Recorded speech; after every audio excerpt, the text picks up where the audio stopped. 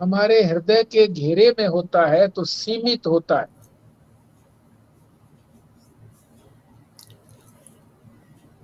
इसीलिए उसको चिद का आभास कहते हैं।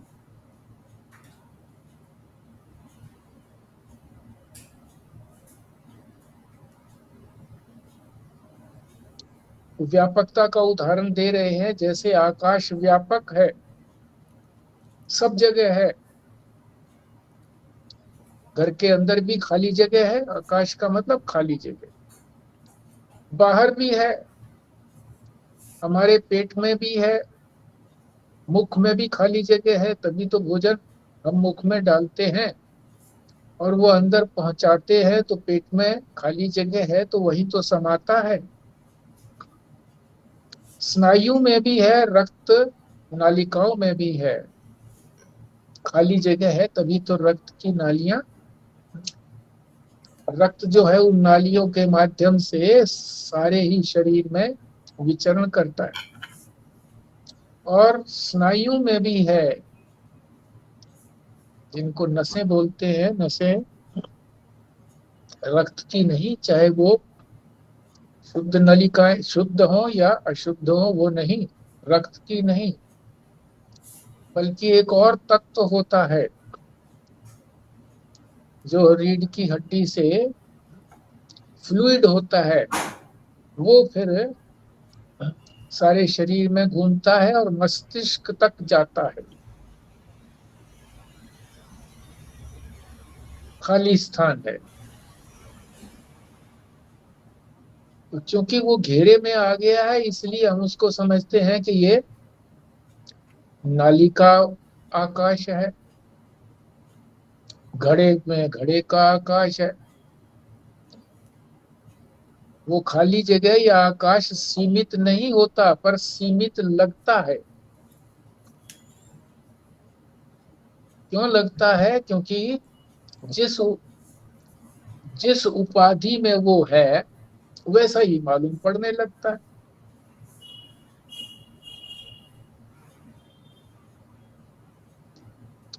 तो उसी विस्फुलिंगा की बात ही अब आगे चल रही है, कल यहीं तक हुआ था।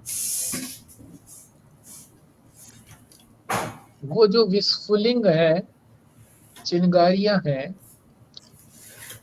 तो ईंधन लकड़ी मोटी होगी तो उससे जब वो प्रज्वलित होती है तो मोटी मोटी उसमें से चिंगारियां निकलती हैं। और यदि वो घास फूस होती है तो उसमें छोटी छोटी चिंगारियां निकलती हैं जो दूर तक नहीं जाती।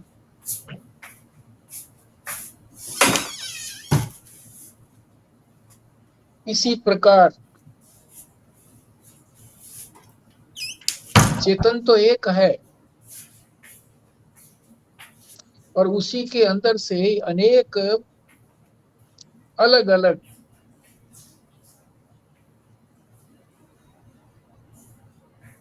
उपाधियां लिए हुए कीट पतंग मनुष्य पशु पक्षी, ये उसी चेतन में से चिंगारी के रूप में, जो कि अहम अहम कहा जाता है, अहम है, सभी के अंदर मैं है। पशु पक्षी में भी मैं है, मनुष्यों में तो है ही, कीट पतंग में भी है। इसी संदर्भ में रमण महर्षि का एक श्लोक है, अहम अहम इति साक्षात ब्रह्म रूपेण भाति। अहम अहम कहते हुए साक्षात ब्रह्म रूप तक पहुंचिए, यानी अहम अहम को देखते हुए। ये एक मार्गदर्शक है,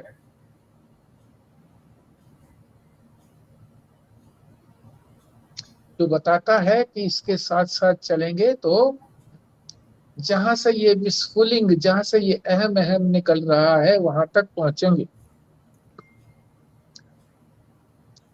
विशद इति मनसा स्वयं चिन्वता मज्जता व, चाहे मनन के द्वारा। कैसे पहुंचेंगे? मनन के द्वारा, यानी ज्ञान के अंदर मनन होता है, सुन करके फिर उसी चीज को मनन करें कि ये अहम अहम कहाँ से निकल रहा है। पहले तो लगेगा कि ये शरीर शरीर ही है, मैं है, इसी को मैं से मैं है। फिर लगेगा कि ये तो नहीं है, ये तो जल जाता है, मैं तो हमेशा रहता हूँ। फिर इंद्रियों में पहुंचेंगे, फिर अंतःकरण में पहुंचेंगे। अंतःकरण में भी ये पता लगेगा, जब ये अंतःकरण नहीं होता गहरी नींद के अंदर सुषुप्ति में, तो भी मैं तो होता हूँ। तो ये सुषुप्ति के पार है। शरीर, इंद्रियां, अंतःकरण, इन सबको पार करके, यानी इनको मैं समझ करके नहीं, इनसे अलग अपने आप को मैं समझ करके उस ब्रह्म तक पहुंचेंगे। तो चाहे मनन के द्वारा, और चाहे इसमें मज्जता जो शब्द लिखा हुआ है, मज्जता है? मज्जता का माने डुबकी लगाना। तो डुबकी किसमें लगाते हैं? ध्यान में। समाधि के अंदर जब ध्यान का अवस्था आ जाती है, समाधि अवस्था आ जाती है, जब ध्यान लगाते लगाते समाधि में पहुंच जाते हैं, तो वहां पता लगता है कि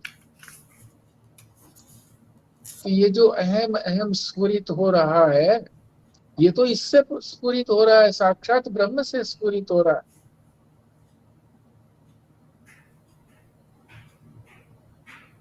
तो ये एक विशेष बात बता दी रमन महर्षि जी ने, खोज बता दी, हमारे लिए साधना बता दी। नित्य प्रति इस साधना को करें। जागृत स्वप्न सुषुप्ति के माध्यम से भी करें, कि जगते हुए भी मैं हो रही है, स्वप्न में भी मैं हूं, सुषुप्ति में ये वाला मैं नहीं है, मगर मैं तो हूं। जिसको ये मैं कह रहा था अंतःकरण के अंदर है, जो चिदाभास है, अहंकार है, वो अहंकार भी नहीं है सुषुप्ति के अंदर। तो इस अहंकार से परे है वो। इस तरह से अनुसंधान करें। अब आगे उसके बाद जो इसमें एक शब्द आया है सौम्य, तो सौम्य है, बड़े प्यार से जब गुरु जो है अपने शिष्य को पुकारता है, बड़े प्यार से, धमकाता नहीं है, बड़े प्यार से उसको सौम्य पुकारता है। क्यों? क्योंकि वो जिज्ञासु है, जानने की इच्छा से आया है। संसार को जानने की इच्छा नहीं, परमात्मा को जानने की इच्छा से आया। संसार को तो जनाने के लिए, बताने के लिए अनेक लोग हैं, माता से लेकर के, माता पिता, स्कूल में गुरु, अध्यापक, और फिर सारा समाज, और अनेक वैज्ञानिक सब बताते हैं संसार के बारे में। तो पर परमार्थ के बारे में ये लोग नहीं बता सकते। इसलिए वो परमार्थी के पास, जिसने अपना अर्थ जो है वो पहचान लिया है,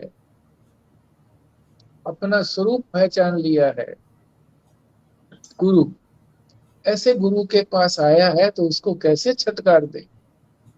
वो तो सिलेक्टेड आइटम है, बड़ा प्रिय है, इसीलिए उसको सौम्य कहा। और वो जिज्ञासु जो है वो कोई अग्नि नहीं है,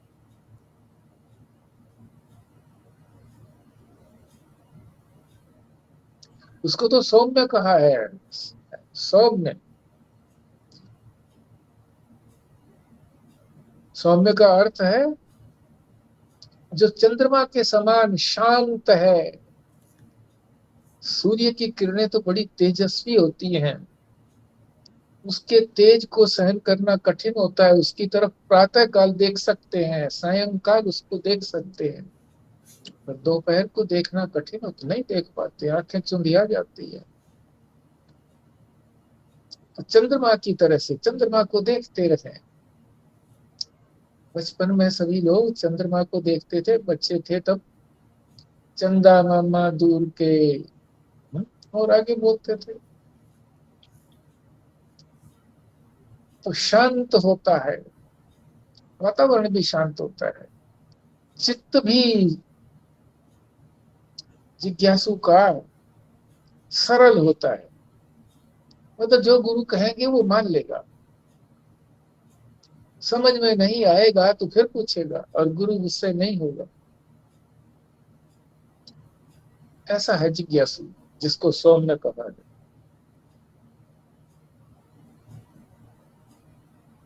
और इतना सरल है कि वो गुरु नहीं समझता उसको, उसको तो ब्रह्म ही समझता है, साक्षात ब्रह्म ईश्वर दिखता है। वेद भी कहता है कि वो तो ईश्वर ही है। आगे बता रहे हैं कि फिर वो गुरु के पास तो आ गया, पर अपने उद्देश्य की पूर्ति के लिए तो प्रश्न करने को कहा था ना, तो प्रश्न कैसे करे, तो प्रश्न की विधि बताते हैं कि कैसे कैसे नहीं करना चाहिए और कब करना चाहिए प्रश्न। तो सबसे पहले तो प्रणाम करते हैं ना, तो प्रणाम करने का भी एक ढंग है, जिसको कहा है मर्यादा है। इस मर्यादा में रहें। कैसे? यदि गुरु चल रहे हैं तो चलते चलते उनके सामने आकर के झुक करके या पैरों पे हाथ नहीं लगाना।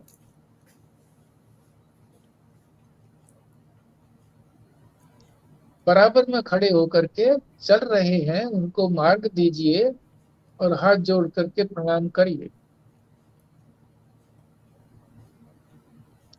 फिर मान लीजिए भोजन कर रहे हैं गुरुदेव, तब भी प्रश्न नहीं करना चाहिए कि भोजन करते करते तुमको कैसे बता पाएंगे।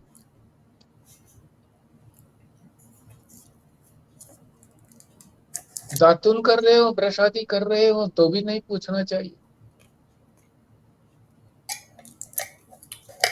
शौच जाने के लिए या लघु शंका जाने के लिए लोटा उठाया,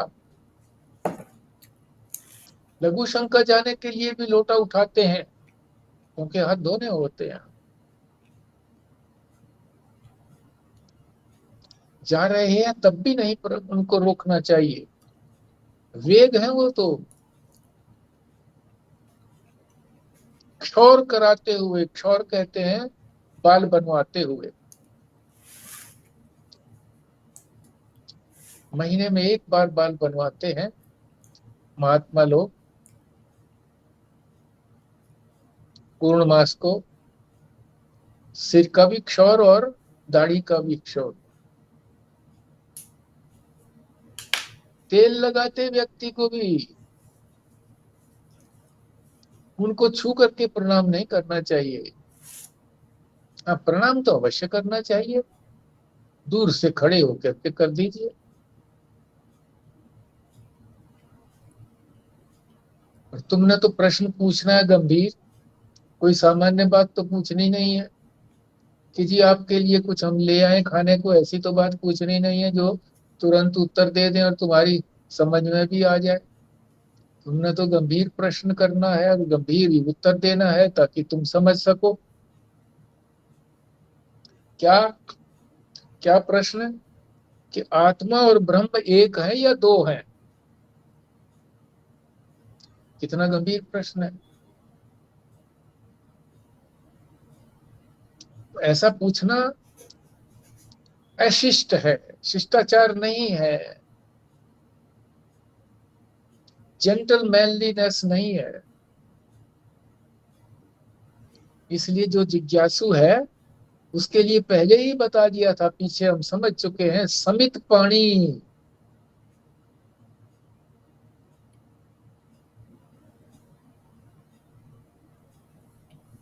अपनी श्रद्धा प्रकट करने के लिए कुछ लेकर के जाएं, तो वहीं से श्रद्धा शुरू हो गई है। बड़े संकोचवश प्रश्न पूछता है, उनको प्रसन्न वदन देख करके तभी प्रश्न पूछना चाहिए। किसी काम में व्यस्त ना हो, प्रसन्न हो, तभी तो आपके प्रश्न का ठीक से उत्तर दे पाएंगे। ये समित पानी का मतलब तो ये था ना, लकड़ी की समिधा लेके जाना। अपनी श्रद्धा प्रकट करने का तात्पर्य है। हाँ, पर वैसे शुरू में तो लकड़ी वाली बात आई थी ना, अब तो चलो लकड़ी वाली बात लक, नहीं। लकड़ी वाली बात भी जो है वो भी श्रद्धा के लिए ही तो थी, कि गुरु को आवश्यकता रहती थी यज्ञ के अंदर, तो उसकी आवश्यकता की वस्तुएं लेकर के अपनी श्रद्धा ही तो प्रकट करनी है। हाँ, समित पानी का मतलब वैसे कि समिधा लेके जाना, ये मतलब है ना वैसे तो। हाँ, वो शाब्दिक अर्थ है।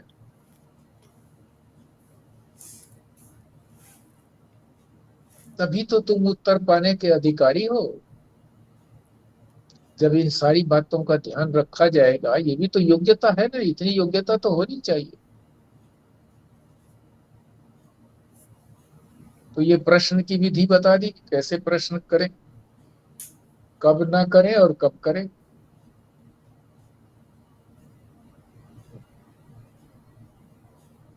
अब उपाधि की बात बताएंगे कि तत्व के अंदर उपाधि से उसमें परिवर्तन नहीं आता।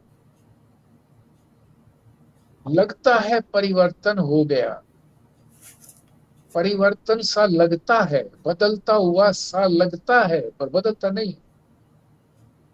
उसी बात को समझाने के लिए कहा है, दत्तस्व सौम्य तथा अक्षरात विविधा भाव है प्रजायन्ते। ये अंतिम दो पंक्तियों में ये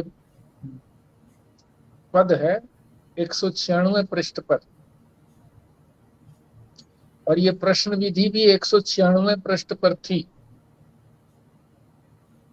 प्रारंभ हमने 195 से किया था, वो भी नीचे वाले पैराग्राफ से। उससे पहले थोड़ी सी भूमिका बनाई थी 2 मिनट के लिए। तो अब यहाँ बता रहे हैं कि जैसे प्रज्वलित अग्नि से सहस्रों चिंगारियां निकलती हैं, मंत्र में ही बताया है, वैसे ही सृष्टि के मूल में, जैसे वहां तो ये सौम्य वो रह गया ना बीच में। सौम्य तो बता चुका हूं। अब वो ये बात अलग है कि वहां न बता करके बाद में बताया है इन्होंने। और मैंने रेलेवेंस देख करके बताया था ना कि सौम्य किसको कहते हैं, जो चंद्रमा के समान सौम्य है, शांत है, सरल चित्त है। बोला था कि नहीं बोला था?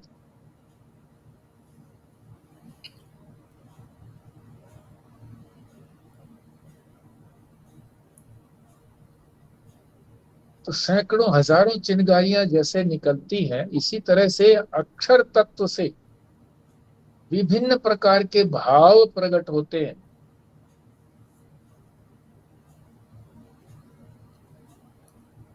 197 पृष्ठ पर पहुंच गए हम। तत्र चैव एव अपि यान्ति।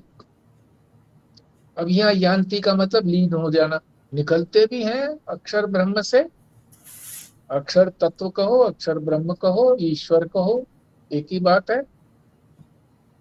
ब्रह्म ही जब माया का रूप धारण कर लेता है तो उसी को अक्षर कह देते हैं, अक्षर ब्रह्म। उसी को ही ईश्वर कह देते हैं। माया की उपाधि धारण की है, तो उसी के अंदर विविध भाव लीन हो जाते हैं, उसी में लीन हो जाते हैं। फिर जहां से निकलते हैं उसी में तो लीन होंगे ना। अग्नि से निकले तो अग्नि में ही लीन हो गए। ये मत समझना कि जो चिंगारियां निकलती हैं तो वो अग्नि के अंदर ही गिरे। बाहर भी गिरती हैं। तो अग्नि तो सर्वत्र विद्यमान है, भूमि में अग्नि ही तो है, और क्या है। अग्नि अग्नि में समा जाती है, हमको दिखता नहीं है। जो गर्मी है उसकी वो अग्नि में चली जाती है नीचे भूमि के अंदर,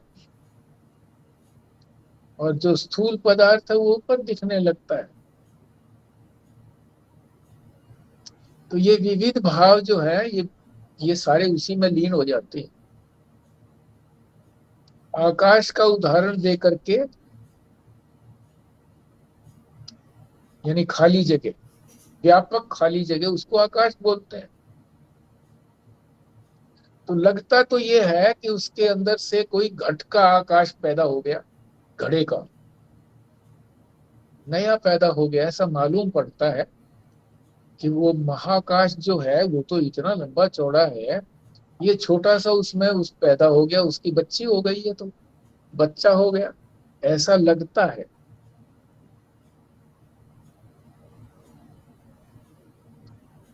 परंतु जब उसको फोड़ेंगे तो जहां आकाश था वहीं वहीं रहता है।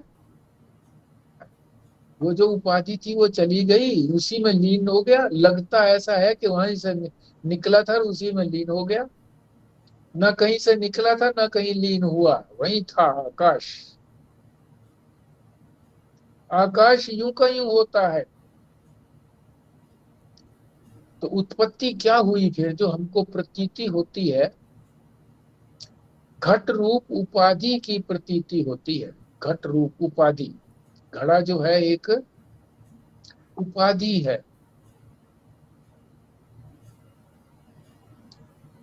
वो उत्पन्न होती है। उपाधि आ गई। उपाधि को समझ लो, ये परिभाषा बता रहे हैं, बहुत सरल परिभाषा है, अच्छी परिभाषा है। क्या है उपाधि की परिभाषा? उप है ना इसके अंदर, उप और धी, दो शब्द है ना। उप माने निकट, समीप। धा माने आधीयते इति उपाधि, जो समीप रहकर अपना गुण धर्म दूसरे में आधान कर दे उसे उपाधि कहते हैं। निकट रह करके जो उसका गुण है उपाधि का, जो उसका धर्म है, वो ऐसा लगता है कि उसके अंदर चला गया। किसके अंदर चला गया? जिसके वो निकट है। जिसके निकट है उस निकट वाले को क्या कहते हैं? उपहित। क्योंकि उसी के ऊपर तो उपाधि आई ना। जैसे मनुष्य ने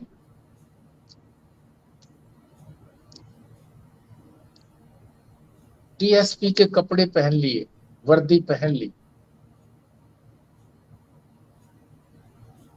तो ये उपाधि हो गई, धारण हो गई, उपाधि धारण कर ली उसने। बिल्ले बिल्ले लगे हैं सारे, उपाधि तो है उसकी। तो उसके अंदर थोड़े घुस गई उपाधि,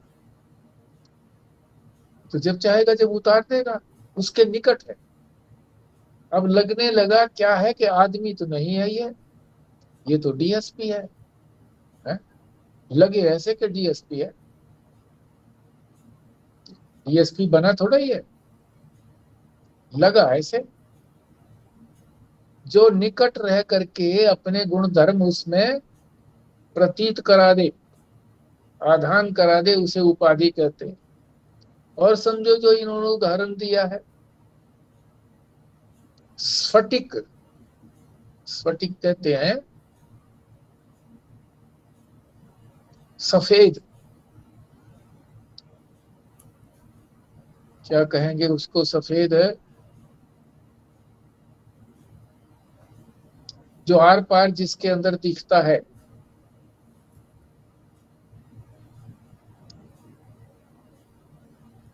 आ, आप पन्नी कहना चाह रहे हो, जो वो प्लास्टिक की पन्नी होती है? अरे पन्नी काहे की होगी? स- ठोस, ठोस चीज। प्रिज्म की बात कर रहे हो? प्रिज्म? प्रिज्म, प्रिज्म तो ठीक है, प्रिज्म भी इसी तरह से है तुम्हारी प्रिज्म, मगर उसी तरह ट्रांसपेरेंट, की है। ट्रांसपेरेंट। हाँ, ट्रांसपेरेंट। ट्रांसपेरेंट कोई पदार्थ हो, मोटा पदार्थ हो, शिला हो, मान लीजिए कोई ट्रांसपेरेंट, उसको स्फटिक कहते हैं। उसके निकट इसको क्रिस्टल, चपा, क्रिस्टल बोलते हैं, क्रिस्टल। क्रिस्टल, उसके निकट एक फूल होता है जिसका नाम है जपा, जपा कुसुम, लाल होता है, वो उसको रख दो उसके निकट, तो ऐसे लगेगा कि वो जो क्रिस्टल पदार्थ था वो लाल है, लाल लगेगा वो। जिसने उसको पहले नहीं देखा है वो तो यही समझेगा कि ये लाल है, सफेद नहीं है, क्रिस्टल क्लियर नहीं है। हाँ, हिबिस्कस जो प्लांट होता है ना हमारा, हिबिस्कस प्लांट जो होता है उसको जपा पुष्प बोलते हैं। लाल रंग का होता है ना, बेल के साथ जो होता है। हाँ हाँ, जैसा भी रंग रखोगे, ये तो उदाहरण दिया है, गेंदे का फूल रखोगे तो पीला दिखाई देने लगेगा वो, तो लगेगा ऐसा कि उसका रंग ऐसा है वो स्फटिक, लगेगा वो कि ये तो लाल है। उसकी लालिमा जो है उसमें दिखने लगेगी। एक उदाहरण दिया, दूसरा उदाहरण, घड़ा है वो तो गोल गोल है, तो उसके भीतर की आकाश यानी उसकी खाली जगह वो भी ऐसे लगती है कि वो भी गोल है।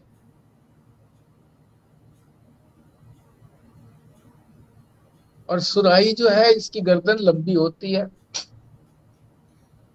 घड़े की गर्दन छोटी होती है, तो सुराही में ऐसे लगेगा कि जैसे आकाश यानी खाली जगह, नीचे गोल, ऊपर सुराही जैसी। तो जैसी उपाधि है वैसा ही वो दिखने लगता है, लंबा दिखने लगता है आकाश। बल्ब का रंग जैसे होता है, लाल होगा तो लाल दिखने लगेगा, हरा होगा तो हरा दिखने। शादियों में जो बल्ब के अंदर रंगीन बल्ब लगाते हैं उनका यही तात्पर्य है कि रंग रंगीला जो है वो प्रकाश दिखाई पड़े तो अच्छा लगे। रोशनी करने से तात्पर्य उनका नहीं है, वो तो सुंदरता के लिए ही है। थोड़ी बहुत रोशनी भी होती है पर सुंदरता अधिक है। इसी प्रकार ये तो उदाहरण दिया है, घड़े के आकाश का, सुराही के आकाश का, जैसी सुराही जैसा घड़ा वैसा ही उसका आकार बन गया, और स्फटिक में वैसा ही रंग हो गया। वही गुण धर्म समीप रह करके, अंदर नहीं घुस रही है वो, कि वो हमेशा के लिए वैसा ही रंग बना रहे। जपा कुसुम को हटा लो वहां से, फिर वही की वही सफेद, फिर पीला फूल रख दो तो फिर वो पीला दिखने लगेगा। तो कह रहे हैं इसी तरीके से हमारा जो अंतःकरण है उसके अंदर जैसे संस्कार हमारे हैं उसके अनुसार हमको परमात्मा भिन्न भिन्न दिखाई देने लगता है, भिन्न भिन्न प्रतीत होने लगता है। क्योंकि संस्कार तो बीज है, बीज।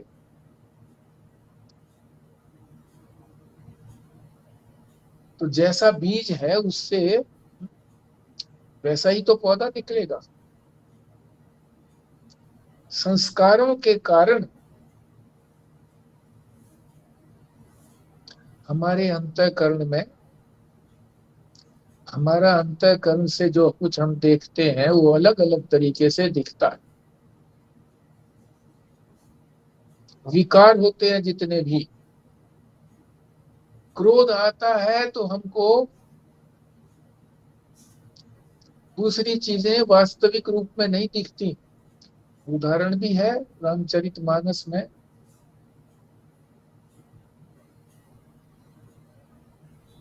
कि हनुमान जी को जब सीता जी की खोज करने गए तो उसको जो वहां फूल खिले हुए थे पीले लगे, और रामचरितमानस में तुलसीदास जी ने उनको सफेद लिखा है। तो कहने लगे ये तो गलत है, अब निर्णय कौन करे इस बात का। तो जो माता वहां सीता थी, जो वहां पे रावण ने रखा हुआ था, तो वो साक्षात देखती थी रोज उनको, उसके पास चलो। तो गए तो उन्होंने कहा कि तुलसीदास जी ने जो लिखा वो ठीक है। हनुमान जी अड़ गए, ऐसा कैसे हो सकता है। तो माता ने समझाया कि तुम्हें उस समय में क्रोध आया हुआ था राक्षसों पर, रावण पर, कि भाई मेरी माता को बंदी बनाया है, इसलिए तुम्हारी आंखें पीली हो गई थी, तो तुमको फूल जो थे वो पीले दिख रहे थे सफेद।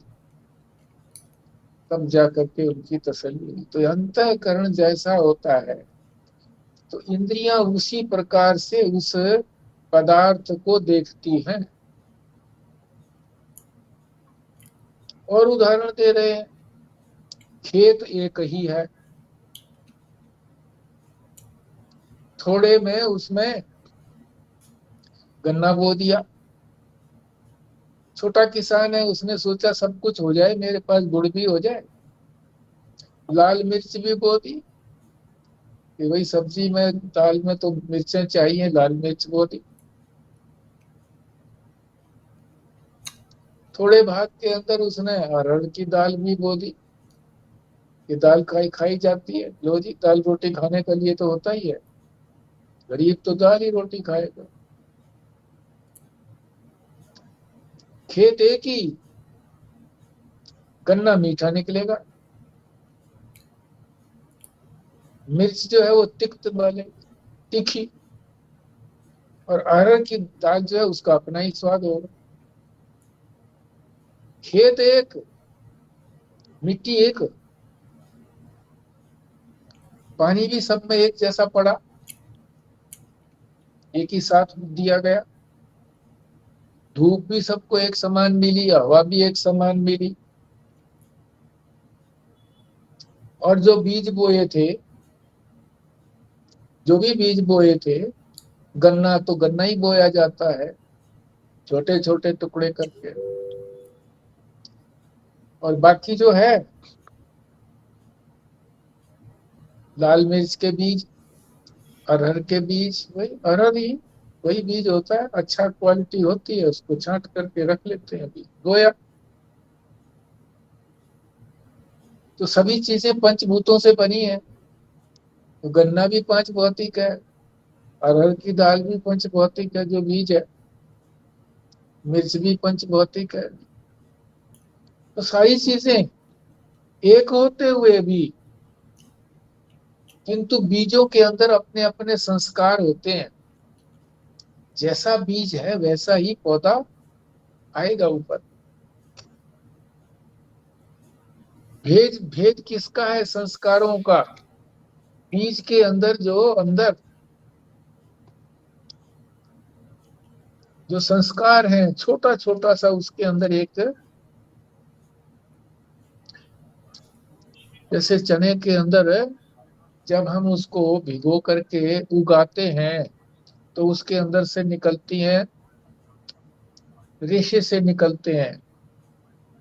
तो भीगे हुए को अगर हम तोड़ के देखें, दो बना के देखें फाक, उनके बीच में जो होता है वो है, वो संस्कार है, जैसा उसका है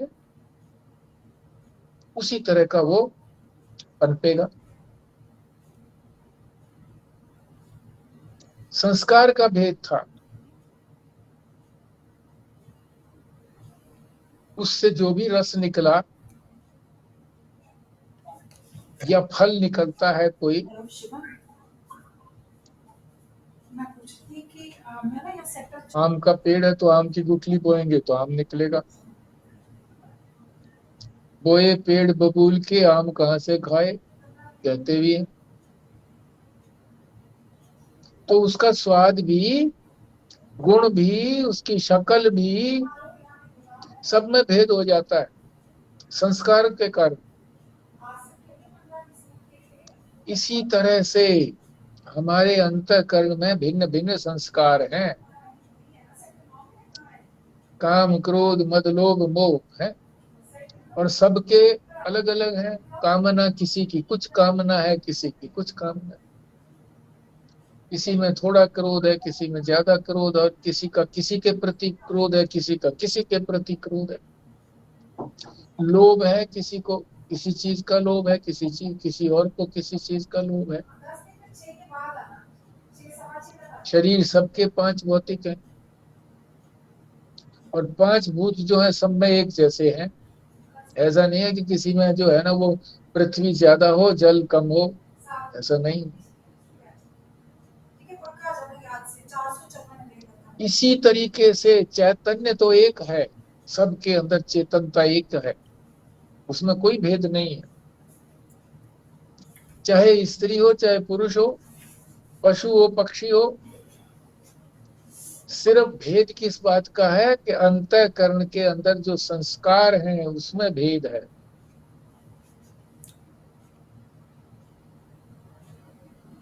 उसी से हमको सब अलग अलग मालूम पड़ते हैं।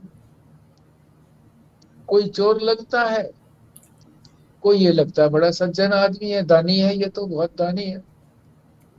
संस्कारों के भेद से ऐसे संस्कार हैं, जो चोरी करता है, जो दूसरों की मदद करता है, वो मनुष्य तो मनुष्य ही है, बस उसमें संस्कार ऐसे।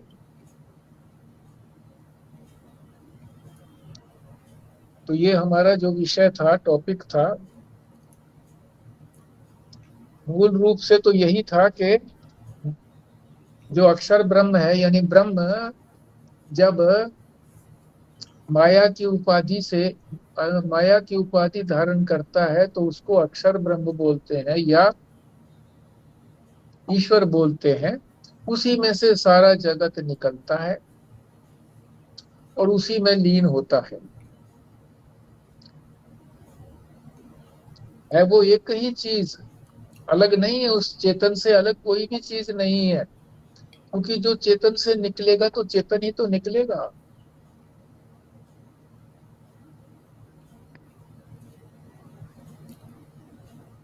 मगर वो भिन्नता क्यों लगती है? क्योंकि संस्कार अलग अलग है। अंतःकरण के अंदर जो संस्कार हैं, इस वजह से सब अलग अलग लगते हैं। जो जंगली पशु हैं, शेर, चीता, भालू आदि जो है, उनके अंतःकरण में इसी तरह का भाव है कि वो गुर्राते हैं और मांस खाते हैं। मनुष्य में नहीं है। तो ये हमारा वो टॉपिक समाप्त हुआ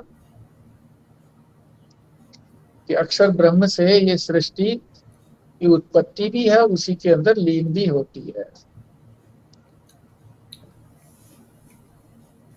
अब अगला टॉपिक जो है वो अलग है। ये वाला जो हमने किया है ये तो था उपाधि धारण करके ब्रह्म ईश्वर के रूप में आया, और उसमें उसी ने, ईश्वर ने ही सारे जगत की उत्पत्ति की, और फिर उसी में लीन हो जाता है सारा जगत। अब जो विषय आएगा, ये आ रहा है अभी, आएगा, वो था उपाधि। उपाधि धारण की थी ब्रह्म ने। अब ये कहते हैं कि वो ब्रह्म उपाधि नहीं धारण कर रहा, निरुपाधिक, कोई उपाधि नहीं धारण करे। उसका क्या स्वरूप है?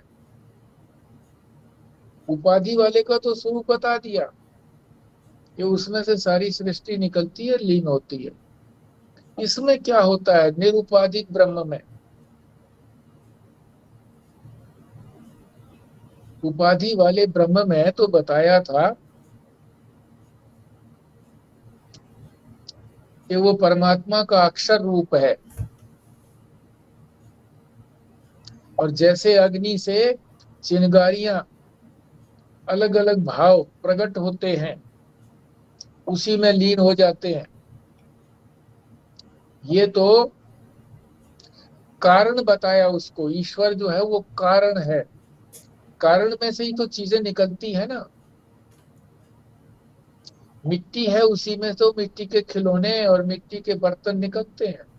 सोना, सोने में से ही तो गहने निकलते हैं, बनते हैं। इसीलिए उसको कारण कहा है। सोना कारण है, मिट्टी कारण है, गहने उसके कार्य हैं, जो कार्य रूप में परिणित होते हैं। तो एक आरोप किया कारण सहित, यानी उसको कारण कहा। जो पीछे अभी हम कर चुके हैं उसको कारण ब्रह्म कहा गया। परमात्मा का, परमात्मा के ऊपर आरोप किया माया का, उपाधि लगाई माया की। उपाधि कहो या अध्यारोप कहो। अध्यारोप का मतलब है जानबूझ करके आरोप लगाया था, संसार दिखा करके कि संसार जिससे निकला है उसी में से, उसी में समा जाता है। तो ये कोई संसार की अपनी कोई स्थिति है नहीं जिसमें हम इतना रचे पचे हैं। इसी बात को दिखाने के लिए ये किया था। अब जो बता रहे हैं वो तो था कारण सहित, यानी उस पे आरोप किया था, अध्यारोप किया था। परमात्मा का ही वर्णन था मगर अध्यारोप वाले परमात्मा का था।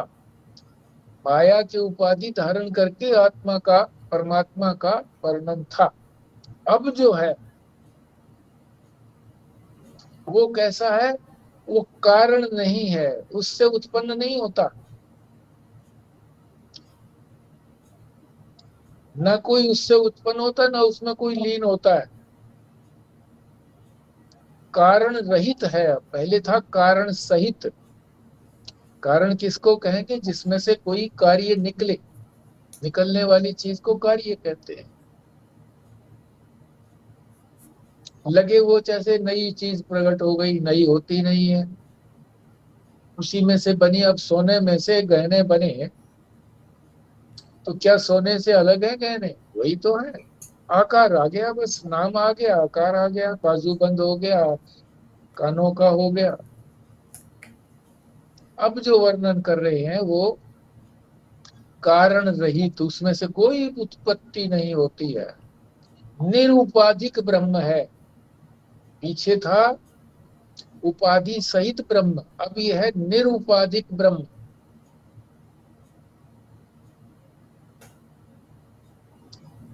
तो ये तो दोनों में अंतर बताया कि वहां से हम यहाँ आए हैं तो क्यों आए हैं, कि वो बात समझ ली है।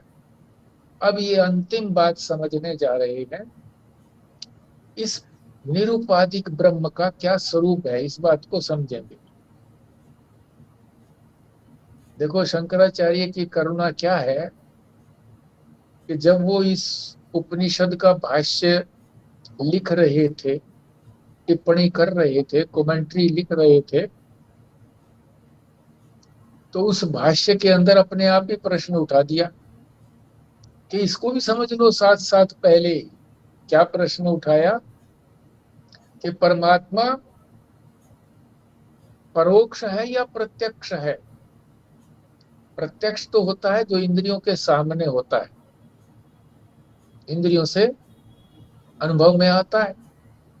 और परोक्ष वो होता है जो इंद्रियों से परे होता है। परोक्ष, परे, इंद्रियों से नहीं देखा जाता। फिर उसी का उत्तर भी दे दिया उन्होंने। यही तो उनकी करुणा है कि प्रश्न भी कर दिया, उत्तर भी दे दिया। तो कह रहे हैं कि वो परोक्ष भी है और वो प्रत्यक्ष भी है। लो जी, दोनों बातें कैसे हो गई? जो परमात्मा को नहीं जानते उसके लिए तो परोक्ष है। जानते ही नहीं किसी चीज के बारे में, परमात्मा के बारे में, तो लगता है कि परमात्मा तो परे है भाई, हमारी नजर में हम है ही नहीं, बस है ही नहीं, परे है, हम नहीं मानते। और जो उसको पहचानते हैं, जिन्होंने देख लिया है, ज्ञानी है जो, उनके लिए वो साक्षात अपरोक्ष है, साक्षात अपरोक्ष। अब यहाँ घुंडी है एक, आप घुंडी को बताइए क्या घुंडी है। जो इन्होंने साक्षात अपरोक्ष लिखा है, घुंडी क्या है?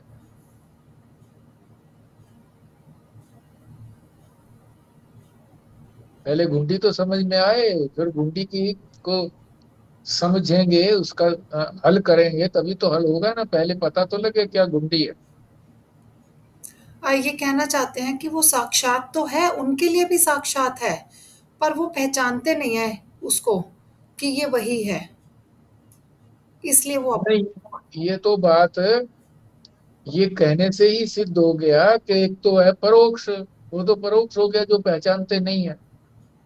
इनको ये अपरोक्ष, साक्षात अपरोक्ष क्यों कहा? अपरोक्ष से क्यों नहीं काम चल जाता सिर्फ अपरोक्ष कहने से?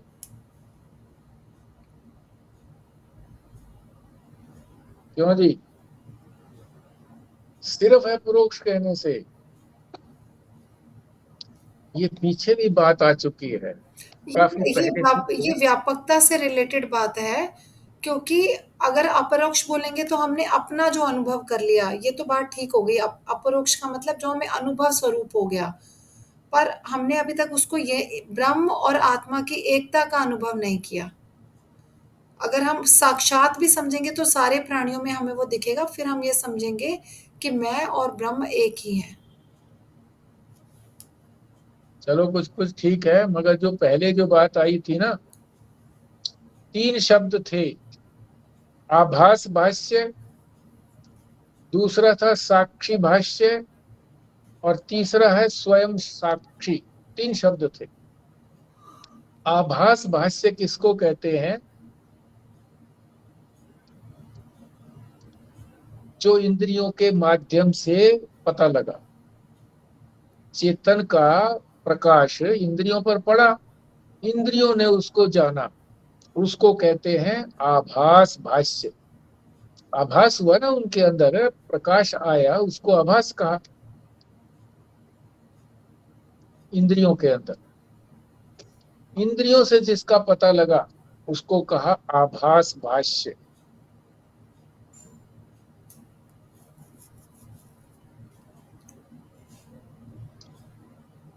चेतन का प्रकाश इंद्रियों पर पड़ा, आभास कहो प्रकाश कहो, आभास उसको इंद्रियों में पड़ा, और उससे जो थे पदार्थ हमको भाषित हुए, पता लगे,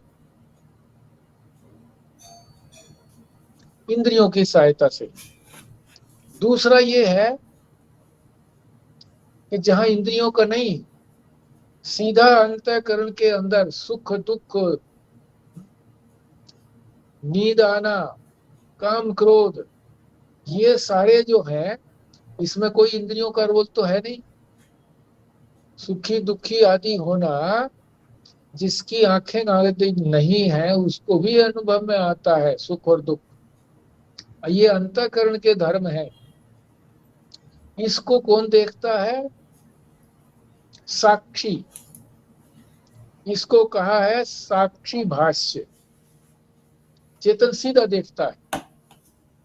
काम क्रोध आदि को साक्षी, जो इस शरीर के अंदर चेतन है, उसको साक्षी बोलते हैं, आत्मा बोलते हैं। वो देखा, उसने देखा, साक्षी भाष्य हो गया। तीसरा है स्वयं साक्षी, वो देखता नहीं है किसी को भी, वो है ही साक्षी, देखना दिखाना नहीं है। पहला जो था वो तो इंद्रियों के माध्यम से देखता था, दूसरा जिसको कहा वो आभास भाष्य। दूसरा जो है वो साक्षी भाष्य, साक्षी देखता है सीधा, बिना इंद्रियों की सहायता के। और तीसरा स्वयं साक्षी है, वो किसी को देखता वेखता नहीं है, स्वयं साक्षी है। उस स्वयं साक्षी को ये कहा है साक्षात अपरोक्ष। जो साक्षी भाष्य है उसको भी अपरोक्ष कहते हैं, क्योंकि काम क्रोध आदि जो है वो कोई दिखते थोड़े है किसी को। हमको कोई ये थोड़ी दिखता कि काम सामने है, हमारे क्रोध सामने है, नहीं दिखता क्रोध। कोई भी मन के भाव हमको भी नहीं दिखते हैं, हमें अपने आप ही अनुभव हो रहे हैं, उसको कहते हैं अपरोक्ष। जो प्रत्यक्ष भी नहीं है, परोक्ष भी नहीं है, सामने भी नहीं है हमारे और फिर दूर भी नहीं है, हमारे अंदर ही तो है काम क्रोध आदि ये भाव। तो इसको कहा अपरोक्ष। तीन ही शब्द आपने अभी तक सुने हैं, प्रत्यक्ष, परोक्ष, परे और अपरोक्ष। तो अपना स्वरूप तो हमको अपरोक्ष है, पर यहाँ जो ये साक्षात शब्द लगा दिया, ये उसी अपरोक्ष से अलग दिखाने के लिए कहा है ये, कि ये किसी अन्य का अनुभव नहीं है, अपना ही अनुभव है, मैं रूप से ही अनुभव है। वहां जो था ना वो अन्य रूप से अनुभव था, काम क्रोध आदि जो थे वो लगते थे कि ये काम क्रोध आदि अलग हैं, मेरे के अंदर हैं, ऐसा लगता था। अब ये लगेगा कि मैं ही हूं, स्वयं रूप से। जैसे स्वयं साक्षी कहा था, इसी तरह से साक्षात अपरोक्ष मैं ही हूं।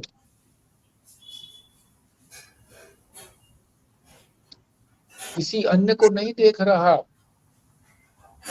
पहले तो अन्य को देख रहा था ना मैं। हमारी आत्मा, हमारा साक्षी, हमारा चेतन अन्य को देख रहा था, काम क्रोध आदि वो थोड़ा ही है। मैं कोई काम क्रोध आदि थोड़ा ही हूँ, मैं काम क्रोध को जानता हूँ तो मेरे से अलग है। अन्य को देख रहा था, मगर साक्षात देख रहा था, इंद्रियों की सहायता से नहीं देख रहा था, साक्षात देख रहा था, इसलिए अपरोक्ष कहा था। अब यहाँ पर साक्षात अपरोक्ष इसलिए कहा है कि वो मैं स्वयं ही हूँ, किसी को देख नहीं रहा, बस अपने आप को ही मैं जान रहा हूँ, मैं हूँ बस। ये बात आपको समझ में आई होगी ठीक प्रकार से। पेचीदा बात है,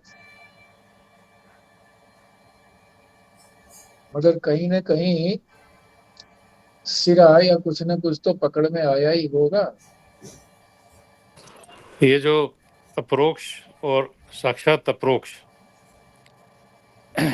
ये जो बात बताई ना जी, एक तो क्या है कि ब्रह्म को जान लिया और फिर मैं ही ब्रह्म हूँ, तो ये हो गया साक्षात अपरोक्ष। ठीक बात है, और बिल्कुल ठीक जो बात। वैसे अगर दृष्टांत पे जैसे जो संसारिक दृष्टांत देते हैं हम लोग जो स्थूल रूप में, उसमें कि भाई प्रत्यक्ष अमेरिका की दिखाया किसी ने कि जी अमेरिका ऐसा है करके, तो वो तो परोक्ष हो गया, उसके बारे में हमने अनुभव किया, उसने बताया, हमने जान लिया। एक हम अमेरिका चले गए तो हमने देख लिया, भी प्रत्यक्ष देख लिया, हाँ भाई यहाँ पर ऐसी ऐसी जगह आई हैं। बट ये इसमें एग्जाम्पल इसमें नहीं इसलिए सेट होगा कि मैं ही अमेरिका हूँ, हाँ नहीं होगा ना, ये वो नहीं हो क्योंकि पाएगा। ये दृष्टांत समाज जो संसार के दृष्टांत इसलिए लागू नहीं हो सकते हैं क्योंकि ये अध्यात्म की बात के अंदर, क्योंकि जब कहे जी अमेरिका ही मैं हूँ तो ये हो गया हम्म साक्षात अपरोक्ष। हम्म पर ये संभव नहीं है। संसार के दृष्टांत में संभव नहीं है, हाँ परमात्मा के दृष्टांत में तो है ही बात। ठीक है, अब यहीं पर हम विश्राम लेते हैं। तो हमने ये 199 वाले पृष्ठ पर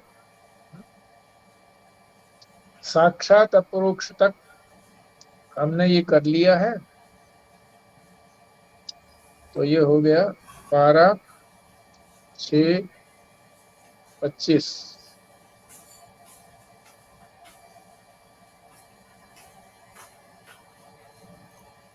अब बिमला जी करो फिर पूर्णाहुति।